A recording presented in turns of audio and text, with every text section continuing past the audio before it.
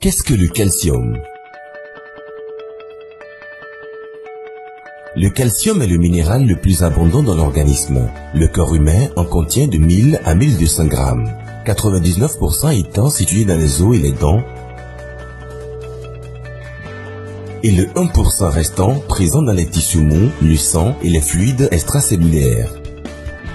Le calcium joue un rôle important à divers niveaux fonctionnels, notamment la contraction musculaire, la transmission de l'influx nerveux, l'apprentissage et la mémorisation, la plasticité nerveuse, la fertilité, la régulation du rythme cardiaque, la sécrétion salivaire, les mouvements cellulaires, la différenciation cellulaire, la croissance et la prolifération cellulaire, l'équilibre du pH sanguin, la coagulation du sang, l'activation de certaines hormones et enzymes, la gestion du poids, aide à bien dormir et à lutter contre la dépression, etc.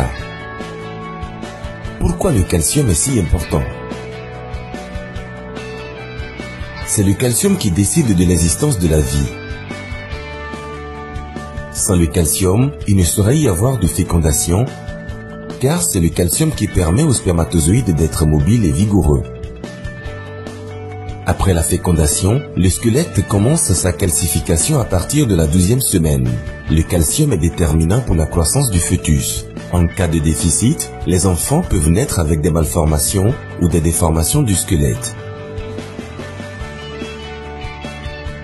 Durant l'enfance, l'être humain commence à constituer son capital calcique qui lui sera bénéfique toute sa vie. Autrement, les problèmes de croissance et bien d'autres de santé commencent déjà à se créer. En voici quelques-uns. La dysplasie squelettique et le rachitisme, les pleurs nocturnes et la dysphorie, la marche tardive, une dentition tardive, des dents éparses et irrégulières, une chevelure clairsemée, le retard de développement mental et de la parole, un système immunitaire faible et de fréquentes infections, le manque d'appétit, l'irritabilité. Durant l'adolescence, les garçons de 11 à 19 ans et les filles de 10 à 17 ans connaissent une accélération de la calcification et de la croissance du squelette et leur taille augmente énormément, d'où l'importance d'un apport suffisant en calcium pendant cette période. En cas de carence, les adolescents souffrent de faiblesse au niveau des membres inférieurs, de spasmes musculaires et ont une faible constitution physique, de déformations dentaires et de caries, de manque de concentration et d'irritabilité, d'anorexie et de troubles de l'alimentation, d'allergies et de fréquentes grippes.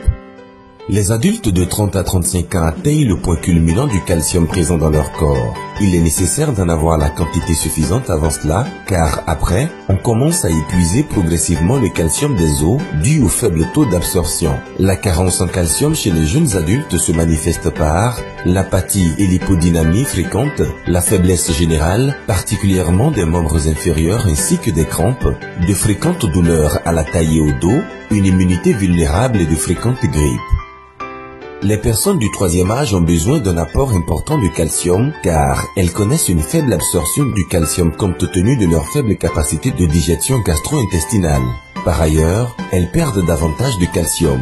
En cas d'un apport insuffisant, elles souffrent de maux de dos et de douleurs à la hanche, de faiblesse et de crampes des jambes, des maladies de peau relatives au vieillage, de dos voûté et de réduction de la taille, d'arthrose, d'ostéomalacie, d'ostéoporose et d'hyperostéogénie, de fractures, de constipation, de léthargie et d'apathie, de déclin grave des fonctions sexuelles, d'athérosclérose, des maladies cardiovasculaires, du diabète, du calcul, du cancer, etc.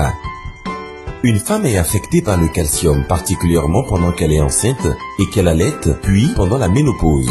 Les femmes épuisent plus rapidement leur calcium à cause des menstruations et de la maternité.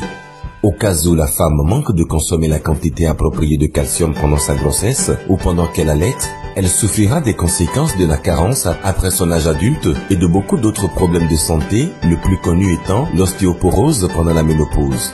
Les symptômes de la carence en calcium chez les femmes enceintes ou allaitantes sont les spasmes au niveau des pieds, des douleurs à la taille et au dos, les douleurs aux articulations accompagnées parfois de rougeur, de gonflement ou de sensations de chaleur, les œdèmes sévères, l'anémie et le vertige, le syndrome prénatal d'hypertension, un taux anormalement élevé de graisse dans le sang et la perte de dents. Comment apporter le calcium à l'organisme? Le calcium n'est pas fabriqué par le corps. Il faut lui en apporter quotidiennement par l'alimentation. Pour un adulte, c'est 800 mg par jour et pour une femme enceinte et les personnes âgées, c'est jusqu'à 1200 mg par jour. On peut trouver du calcium dans le lait et les légumes comme le chou. Avec le lait par exemple, il faudrait en boire 8 litres pour avoir les 800 mg réellement assimilés par l'organisme ou 10 kg de chou. C'est un régime impossible à tenir au risque d'attraper d'autres maladies. Lorsque l'apport de calcium est insuffisant, celui qui est nécessaire pour maintenir la calcémie est prélevé sur le stock des os. Cela provoque la perte de calcium dans les os et les dents, exposant ainsi à diverses conditions pathologiques. La carence en calcium est à prendre très au sérieux car elle est liée à l'occurrence de 109 différents